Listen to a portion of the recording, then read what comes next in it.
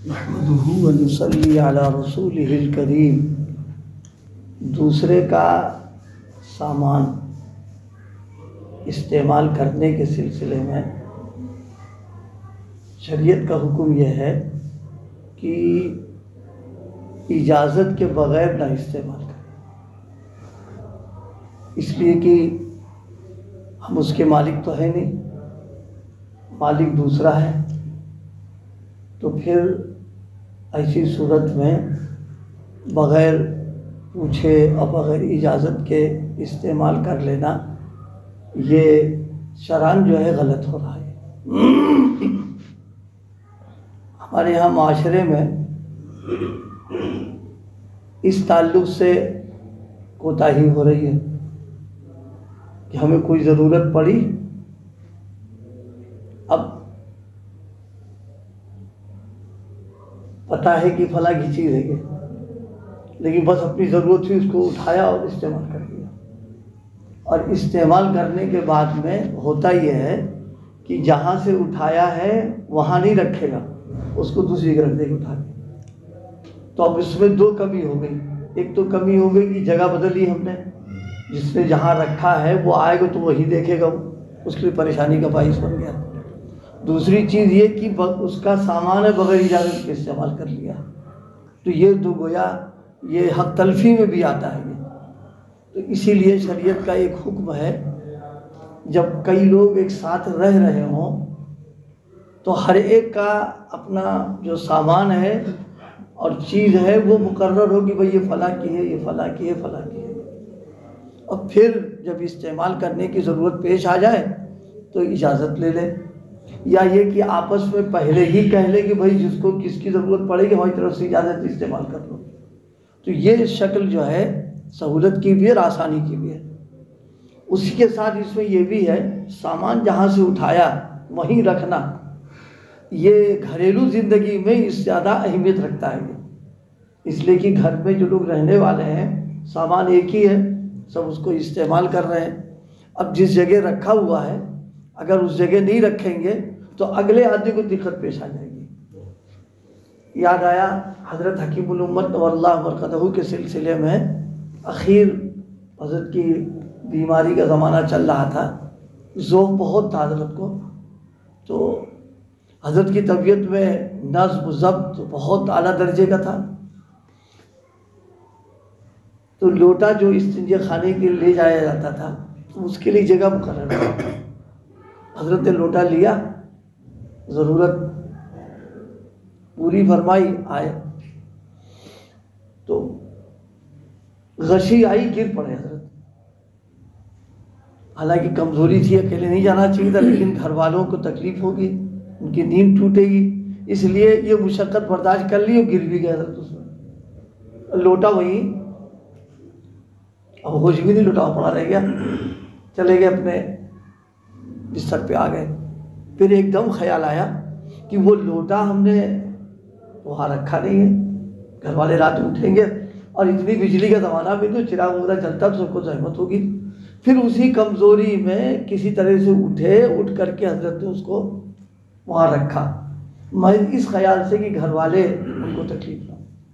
یہ اسلام کی تعلیم ہے کہ آپس میں رہن سہن ایسا ہو اور چیزوں کا استعمال آپس کا ایسا ہو کہ ایک دوسرے کو اس میں تکلیف نہ ہونے پائے، اور دوسرے کے مال کے استعمال کرنے میں احتیاط جتنی ہو سکتی ہو اتنی احتیاط برتنا، یہ اسلام کا بھی مزاج ہے اور انسانیت کا بھی تقاضا یہاں پر یہ ہے۔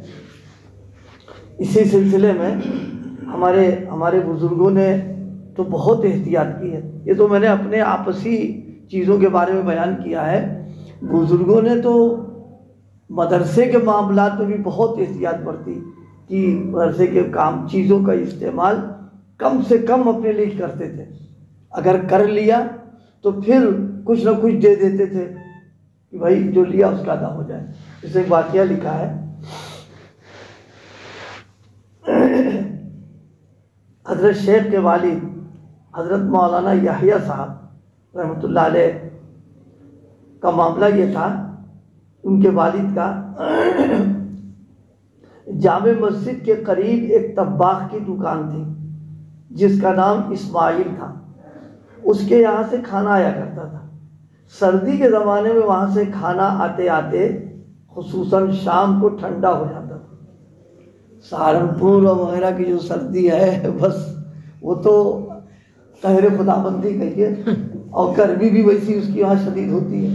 وہاں سالن کم جم جاتا تھا، کھانا آ گیا. اب تو سالن کے برتن کو مدرسے کے حمام کے سامنے اندر نہیں بلکہ باہر رکھواتے تھے.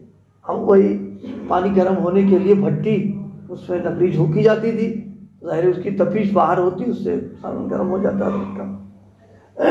باہر رکھوا دیتے تھے، اس کی تپش سے وہ تھوڑی دیر میں گرم ہو جاتا تھا.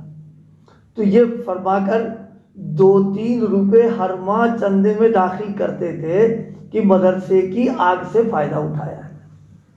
یہ آج کل تو ان چیزوں کی جو بیان کرتے ہیں نا تو لوگ ہنستے ہیں، ارے یہ بھی کوئی بات ہو گئی ہے. جی نہیں، دین ہے.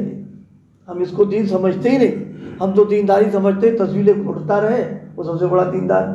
اور کہیں اوابین اور اشراق پڑھ لے اور تو پوچھو ہی نا، اڑا ہے آسمانوں پر، چاہے معاملہ اتنا گندا ہو کہ دوسروں کو پریشانی ہو رہی ہو.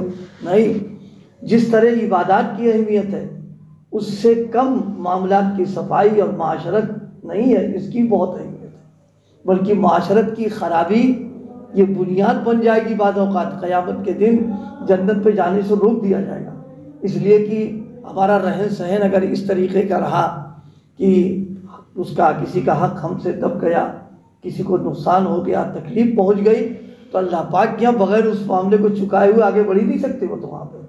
اور آج یہ سب چیزیں ہمارے معاشرے سے ایک دم ختم ہوتی جا رہی ہیں. تو اس وقت ایک بات جو عرض کی ہے، اللہ مجھے بھی توفیق دے، آپ کو بھی توفیق عطا فرمائے، کہ ضرورت پر کسی کا سامان ہے، کسی کی چیز اگر استعمال کرنا ہے تو مالک کی اجازت اور اس کی طرف سے رضامندی، یا اس نے کہہ رکھا ہو کہ ٹھیک ہے تم لے سکتے ہو تو کوئی بات نہیں، ورنہ پھر اس کے استعمال کرنے میں احتیاط کرنا چاہیے. دوسری چیز کہ استعمال کرنے کے بعد جو چیز جہاں رکھی وہیں رکھ دیں تاکہ پھر دوبارہ کسی کو زحمت نہ ہونے پائے. اگر یہ معاشرے میں یہ مزاج بن جائے کہ ہم ایک دوسرے کی چیز کو بغیر اجازت کے استعمال نہیں کریں گے تو بہت سارے آپس کی شکایتیں سب ختم. اس لیے کہ جب جھنجھٹ ہوتا آپس میں ہے تب کہتے تو نے فلاں چیز والی استعمال کی، تم فلاں وقت یہ کر گئے ہمارے ساتھ. اور ظاہر جب اجازت لے کے کرے گا تو کوئی مسئلہ ہی نہیں، اس کی بات ہی رہ جائے گا. تو حاصل یہ ہے کہ اسلام کی تعلیم میں خود بھی راحت سے رہے اور دوسروں کو بھی راحت سے رہنے دیں. اس کے راحت و آرام میں خلل نہ پڑنا چاہیے. ہم اس فکر میں اگر رہیں گے تو ظاہر ہے ایک دوسرے سے پھر ہر ایک کو راحت ہی راحت پہنچتی رہے گی. اللہ پاک ہمیں توفیق عطا فرمائے.